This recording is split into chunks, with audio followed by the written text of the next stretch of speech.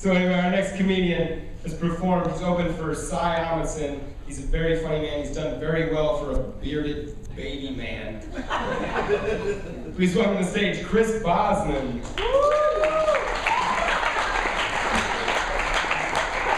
That's really accurate. It's very accurate. So, by show of applause, how many people here? What? I didn't even. By show of applause, how many people here wish Michael Jackson were still alive? Oh yeah. I fall into that category as well.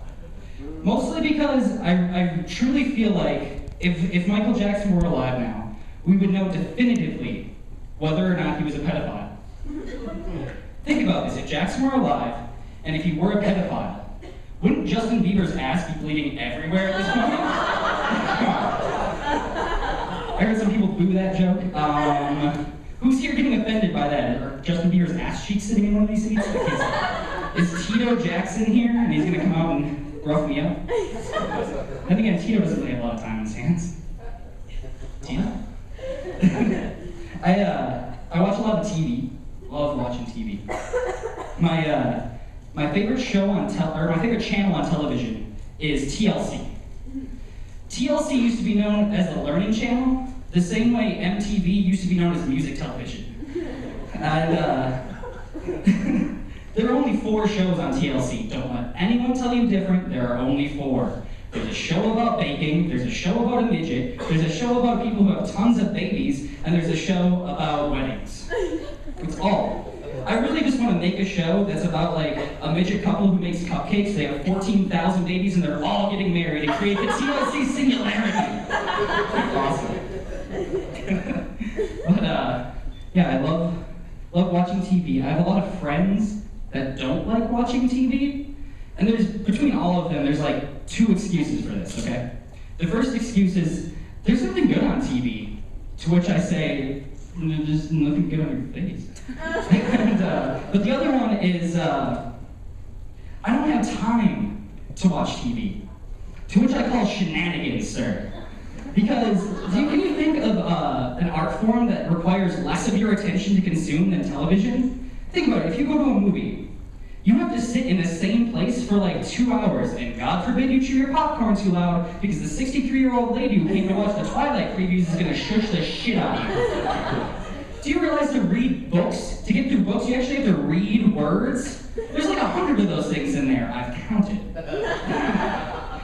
And really, like, to get through a TV show, you only have to pay attention to the first 3 minutes and the last 3 minutes. You're telling me out of an hour you can't look up from your homework you're not doing for 6 minutes and get the gist? I disagree. I think you're bullshitting me, all right? And besides, the best part of TV isn't even the show, it's the commercials. Everybody knows this. The best part of television is the commercials. I love commercials. I love bad commercials.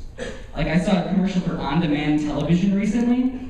On-demand, you push the little button on your Charter remote, and they give you can watch Troy starring Brad Pitt for $15. Whoop-dee.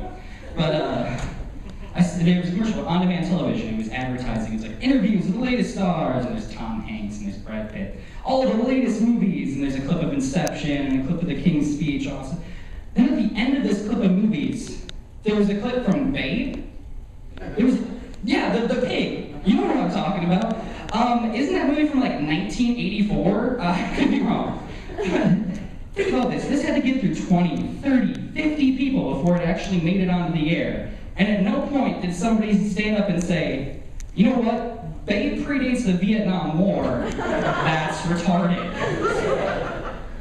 I kind of feel like every company should have a that's retarded guy, where his only job is to sit in on meetings, and when a bad idea is getting too much steam, he just stands up, clears his throat, and says, that's retarded.